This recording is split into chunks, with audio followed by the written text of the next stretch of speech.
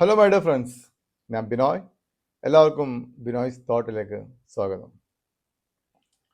നമ്മൾ ഓൾറെഡി ഒരു company pump സെക്ടറിന്, solar pump സെക്ടറിന് ഒരു സ്റ്റോക്കിന് ഒരു സോളിഡ് കമ്പനി റെക്കമെൻഡ് ചെയ്തിരുന്നു, ശക്തി പമ്പ്സ് ലിമിറ്റഡ്. അതിന് കൂടെ തന്നെ വാങ്ങാൻ പറ്റിയ വളരെ ഫണ്ടമെന്റൽ സ്ട്രോങ് ആയിട്ടുള്ള സൂപ്പർ റിസൾട്ട് കൊടുത്ത മറ്റൊരു കമ്പനിയാണ് ഓസ്വാൾ പമ്പ്സ് ലിമിറ്റഡ് എന്ന കമ്പനി. ശക്തി പമ്പ്സിന് കൂടെ തന്നെ നിർത്താൻ പറ്റിയ സ്റ്റോക്കാണ് Oswal pumps limited. Shakti pumps last ക്വാർട്ടറിൽ ലോസ് ആണ് കാണിച്ചിരുന്നു. Compared to year on year ബേസിലും ക്വാർട്ടർ ഓൺ ക്വാർട്ടർ ബേസിലും നെറ്റ് പ്രോഫിറ്റ് ഒക്കെ ഡൗൺ ആയിട്ടുണ്ടായിരുന്നു, മാർജിൻ പ്രഷർ വന്നിട്ടുണ്ടായിരുന്നു. പക്ഷേ എന്നാലും ലോങ് ടേമിലേക്ക് ഒരു സോളിഡ് സ്റ്റോക്ക് തന്നെയാണ്. അവർ ഡൈവേഴ്സിഫിക്കേഷൻ ഓഫ് ബിസിനസ്സും കൺസിഡർ ചെയ്യുകയാണെങ്കിലും ഈ ഒരു സെക്ടറിൻ്റെ പൊട്ടൻഷ്യൽ നോക്കുകയാണെങ്കിലും ശക്തി പമ്പ്സ് ലോങ് ടേമിനെ പറ്റിയ സ്റ്റോക്ക് തന്നെയാണ്. പക്ഷെ ഓസ്വാൾ പമ്പ്സ് അതേ സമയത്ത് ഈ ക്വാർട്ടറിലും നല്ല പ്രോഫിറ്റ് കാഴ്ചവെച്ച ഒരു കമ്പനിയാണ്. സോ ശരിക്കും പറഞ്ഞാൽ ഡാം ചീപ്പ് എന്ന് വേണമെങ്കിൽ ഓസ്വാൾ പമ്പ്സിൽ പറയാം. ഇത് മാർക്കറ്റ് കണ്ടീഷൻ മോശമായതുകൊണ്ടും ആയിരിക്കാം ഇതൊരു ലൈംലൈറ്റിൽ വരാത്തത്. സോ റീസെൻ്റ്ലി ഒരു 2 weeks ബിഫോർ പ്രൈം മിനിസ്റ്റർ ഒരു അനൗൺസ്മെൻറ്റ്സ് ഉണ്ടായിരുന്നു, എല്ലാ ഫാം ഹൗസും സോളാർ പമ്പ്സിൽ കടക്കണം എന്നുള്ളതാണ്. ഇപ്പോഴും ഒന്നും ആയിട്ടില്ല, എല്ലാവരും പഴയ പമ്പുകളാണ് ഉപയോഗിക്കുന്നത്. അപ്പോൾ എല്ലാവരും സോളാർ പമ്പ്സിലേക്ക് മാറണം എന്ന് പറഞ്ഞു കഴിഞ്ഞാൽ ഓട്ടോമാറ്റിക്കലി അതിനർത്ഥം ഗവൺമെൻറ് വളരെ വലിയ വലിയ സ്കീംസാണ് ഈ ഒരു സെക്ടറിൽ കാണുന്നതും. PLI സ്കീംസ് ഒക്കെ കൊടുക്കാൻ സാധ്യതയുണ്ട്. PLI സ്കീംസ് കൊടുക്കാൻ ഡെഫിനറ്റായിട്ടും അതിൽ ഉൾപ്പെടുത്തുന്ന കമ്പനി ആയിരിക്കും ശക്തി പമ്പ്സും ഓസ്വാൾ പമ്പ്സ് ലിമിറ്റഡ് എന്ന കമ്പനി. സോ വലിയൊരു ഒരു അനൗൺസ്മെൻ്റ് ആണ് ഈ പ്രൈം മിനിസ്റ്റർ പറഞ്ഞത്, എല്ലാ ഫാം ഹൗസും സോളാർ പമ്പ്സിലേക്ക് മാറണം എന്നുള്ളത്. ഇന്ത്യൻ്റെ ആവശ്യത്തിൽ കൂടെയാണ് ഈ ഒരു സെക്ടറിലേക്ക്, റിന്യൂവബിൾ എനർജി സെക്ടറിലേക്ക് എൻറ്റയർ ഇന്ത്യ മാറണം എന്നുള്ളത്. കാരണം നമ്മുടെ ഏറ്റവും വലിയ പ്രോബ്ലം ക്രൂഡ് ഓയിൽ പ്രൈസാണ്. So gradually EV vehicles, renewable energies ഈ സെക്ടറിലൊക്കെ വളരെ ബൂം വരാനാണ് സാധ്യത വളരെ കൂടുതലാണ്. സോ ഇതൊരു ഈ അഗ്രികൾച്ചറിൽ നമ്മൾ ചിന്തിച്ച് നോക്കി, അഗ്രികൾച്ചറിൽ എല്ലാ ഫാം ഹൗസും സോളാർ പമ്പ്സിലേക്ക് മാറിക്കഴിഞ്ഞാൽ PLI സ്കീം ഈ ഒരു സെക്ടറിന് കൊടുത്തു കഴിഞ്ഞാൽ ഈ കമ്പനിയൊക്കെ ഒരു വേറെ ലെവലിലേക്ക് പോകാൻ സാധ്യതയുള്ള കമ്പനി. ഓൾറെഡി നല്ല വാല്യൂഷൻസ് ഉള്ള കമ്പനി കൂടെയാണ് ശക്തി പമ്പ്സും ഓസ്വാൾ പമ്പ്സും. സോ ഈ വീഡിയോയിൽ ഓസ്വാൾ പമ്പ്സ് ഞാൻ റെക്കമെൻഡ് ചെയ്യാണ്. ശക്തി പമ്പ്സും ഓൾറെഡി ഞാൻ റെക്കമെൻഡ് ചെയ്ത സ്റ്റോക്കാണ്. ഈ സമയത്ത് ഈ പ്രാവശ്യം നമുക്ക് ഓസ്വാൾ പമ്പ്സ് എന്താണെന്ന് നോക്കാം. Vertically integrated solar pump manufacture just like Shakti pumps, Oswal pumps. അവർ മാനുഫാക്ചർ ചെയ്യുന്ന solar powered and grid connected submersible and monoblock pumps, induction and submersible electric motors, solar modules, അതുപോലെ തന്നെ PM കുസും സ്കീമിൻ്റെ അടിയിലുള്ള ടേങ്കെ സോളാർ പമ്പിംഗ് സിസ്റ്റംസും കൂടെ provide ചെയ്യുന്ന കമ്പനിയാണ് ഓസ്വാൾ പമ്പ്സ് ലിമിറ്റഡ്. ഇനി അവർ വരാൻ പോണ കുറച്ച് മാനുഫാക്ചറിങ് ചെയ്യാൻ ഉദ്ദേശിക്കുന്നത് helical water pumps, progressive cavity pumps, industrial centrifugal pumps, pressure and reciprocating pumps. ഇതൊക്കെയാണ് ഭാവിയിൽ അവർ ആഡ് ചെയ്യാൻ ഉദ്ദേശിക്കുന്ന items. 1307 distributors all over India ഉണ്ട്. 402 എക്സ്ക്ലൂസീവ് റീറ്റെയിൽ ഔട്ട്ലെറ്റ്സ് ഉണ്ട്. ഓസ്വാൾ ഷോപ്പി എന്ന പേരിൽ 402 എക്സ്ക്ലൂസീവ് റീറ്റെയിൽ ഔട്ട്ലെറ്റ്സ് ഉണ്ട്. ആസ് ഓഫ് നൗ ജനുവരിയിൽ 25,000 പമ്പിന് ഓർഡർ കൈവശമുള്ള കമ്പനിയും കൂടിയാണ് ഓസ്വാൾ. മഹാരാഷ്ട്ര ഗവൺമെൻറ് എടുക്കുന്ന 25,000 പമ്പ്സിൻ്റെ ഓർഡർ ഓൾറെഡി കയ്യിലുണ്ട്. 1 എക്സ്പാൻഷൻ പ്ലാൻസും കൂടെ ഓസ്വാൾ പമ്പ്സ് ഇടുന്നുണ്ട്. Plans to expand solar module manufacturing facilities, ഇതിനെ 1500 മെഗാവാട്ട് ആക്കാനുള്ള ഫെസിലിറ്റിയും കൂടെ ഓസ്വാൾ പമ്പ്സ് അതിന് വേണ്ടിയിട്ടുള്ള ക്യാപിറ്റൽ എക്സ്പെൻഡിച്ചർ അവർ നടത്തി കഴിഞ്ഞിട്ടുണ്ട്. സോ ഇതാണ് കമ്പനീൻ്റെ ഓവർ പിക്ചർ.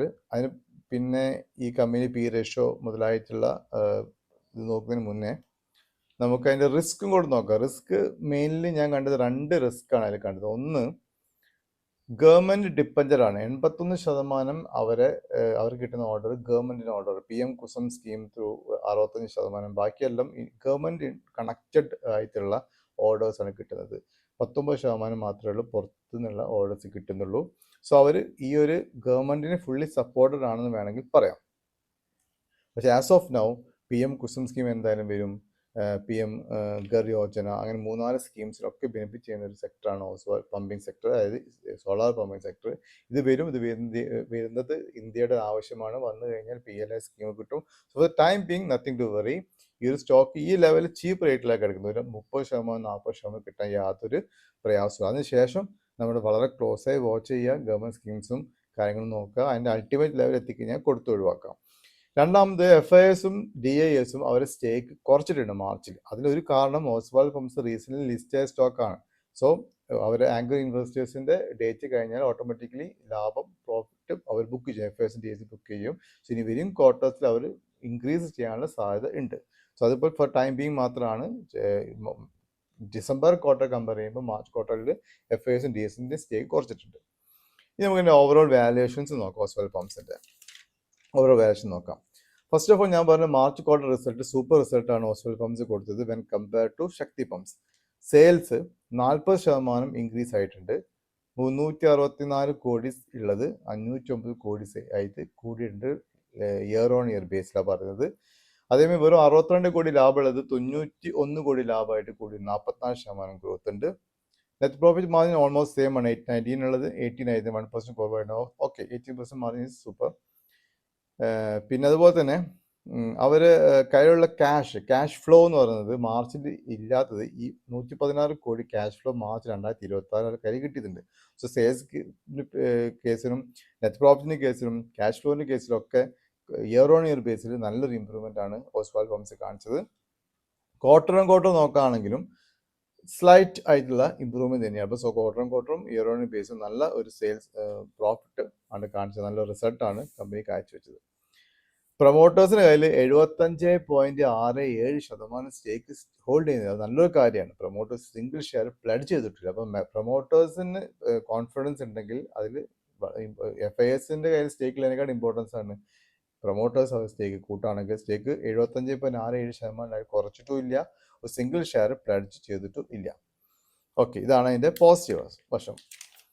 ഇനി ഇപ്പോഴത്തെ വില 398 രൂപയാണ്. ഫേസ് വാല്യൂ 1 ആണ്, 398 രൂപയാണ്. അതിൻ്റെ ഇയർ ഹൈ 888 രൂപയാണ്, ഇയർ ലോ 283 റുപ്പീസാണ്.